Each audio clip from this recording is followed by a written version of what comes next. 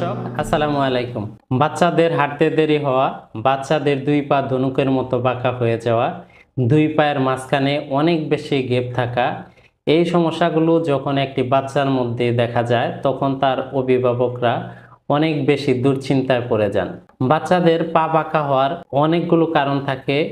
এর মধ্যে অন্যতম কারণ হচ্ছে বাচ্চা যখন গর্ভাবস্থায় থাকে তখন তার ভিটামিন ডি, ক্যালসিয়াম, ফসফরাসের অভাবে বাচ্চার যে শারীরিক গঠন, হাড়ের যে গঠন, এই হাড় শক্ত এবং মজবুত হয় না। আবার বাচ্চা জন্মের পর বাচ্চার যদি ভিটামিন ডি, ক্যালসিয়াম, ফসফরাসের অভাব থাকে, এমনকি বাচ্চার মায়ের যদি এই ভিটামিন ডি, ক্যালসিয়ামের অভাব থাকে, তখন বাচ্চার হাড়গুলো শক্ত হয় না, মজবুত হয় না। এ কারণে বাচ্চার পা ধনুকের মতো বাঁকা হয়ে যায়, বাচ্চার বুলেক হয়।